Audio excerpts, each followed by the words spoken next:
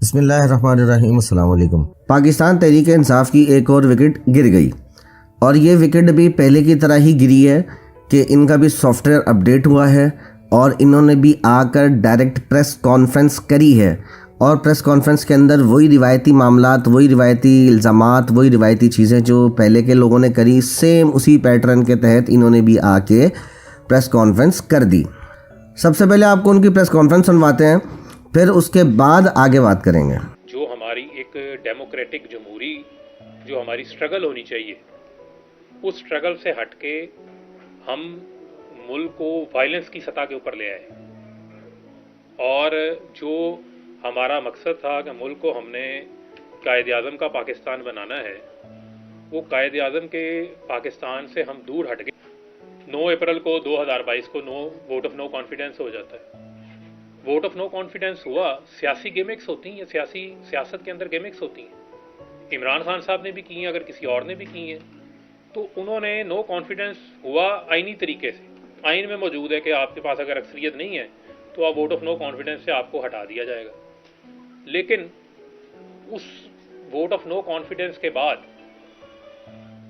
نہ ہمیں چائن سے بیٹھنے دیا گیا جو پارٹی کے عہدیداران تھے، نہ پارٹی کے ورکروں کو، نہ ہی جو پاکستان کی عوام ہے، کہ ٹھیک ہے آپ کو اگر 3.5 سال موقع ملا، آپ ہٹ گئے ہیں، آپ آئینی طریقے سے ہٹے ہیں، آپ انتظار کریں، آپ انتخابات کا انتظار کریں، انتخابات آئیں گے آپ کو موقع مل جائے گا۔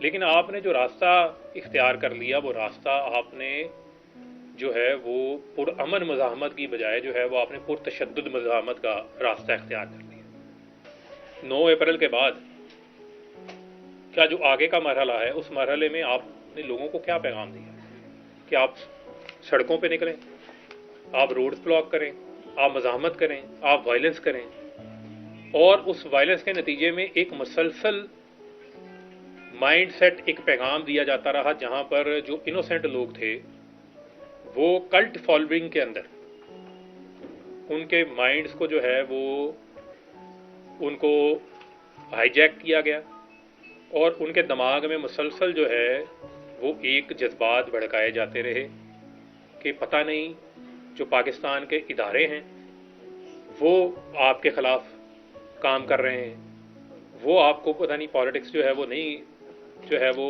کرنے دینا چاہتے۔ مسلسل ایک نفرت کا جو پیغام تھا وہ بیج بویا جاتا رہا۔ جو وہ بات کرتے ہیں پروپیگنڈے کی، جو فتنے کی بات کرتے ہیں، وہ اصل فتنہ کیا ہے؟ وہ یہی ہے کہ آپ لوگوں کا 24 گھنٹے آپ ٹی وی پہ بیٹھ کے پیچھے پاکستان کا پرچم پڑا ہے۔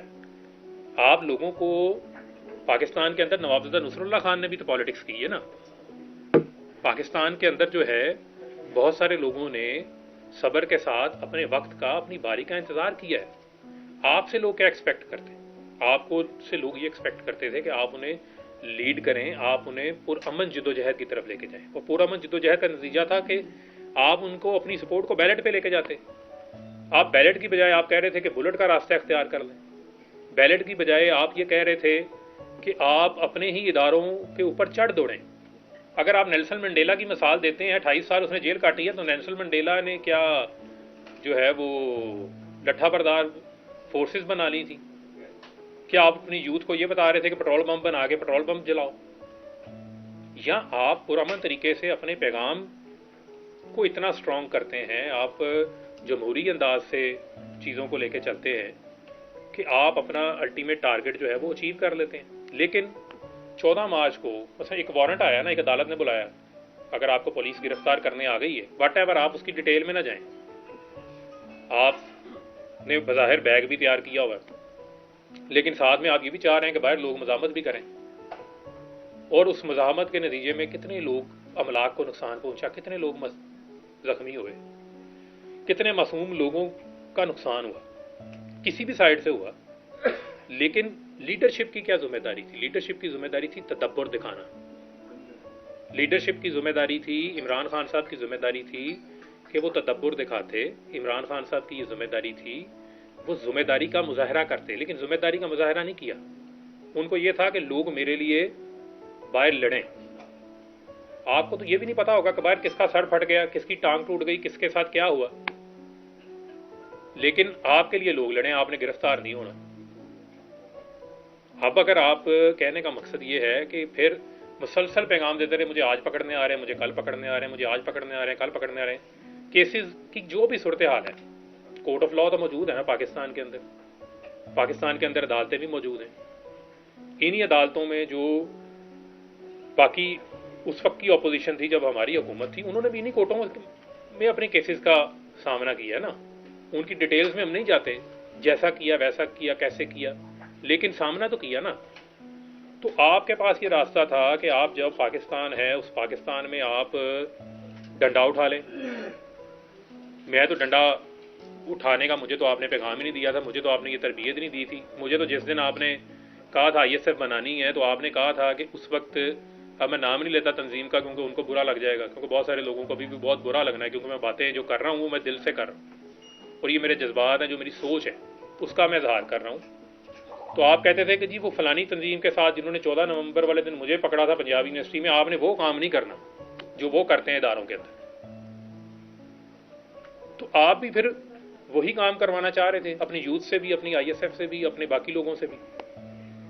اور 14 مئی یہ جو 9 مئی کا جو واقعہ ہے اس پہ آپ نے مسلسل لوگوں کی ذہن سازی کی، مسلسل لوگوں کی ذہن سازی کی، مسلسل لوگوں کو جو ہے وہ تیار کیا کہ لوگ اس حد تک پہنچ گئے کہ آپ کو گرفتار کیا اور گرفتار کرتے ساتھ لوگ جو ہیں وہ لبرٹی جمع ہو جاتے ہیں. اب لوگ جب لبرٹی جمع ہو گئے ہیں، اس سے پہلے کتنے مظاہرے آپ کے کور کمانڈر ہاؤس کے باہر ہوتے رہے؟ میرا یہ سوال ہے کہ اس سے پہلے آپ کے کتنے مظاہرے کور کمانڈر ہاؤس کے باہر ہوئے، اس سے پہلے آپ کے کتنے مظاہرے کینٹ کے اندر ہوئے، کتنے مظاہرے آپ کے فوجی املاک کے سامنے ہوئے. لیکن اس دن چند لوگوں کو کیا خاص ہدایات تھیں جن کا ہمیں نہیں پتا تھا. یعنی میرے لیے ان ایکسپیکٹڈ تھا. میں لاہور میں تھا، میری اس وقت طبیعت خراب تھی.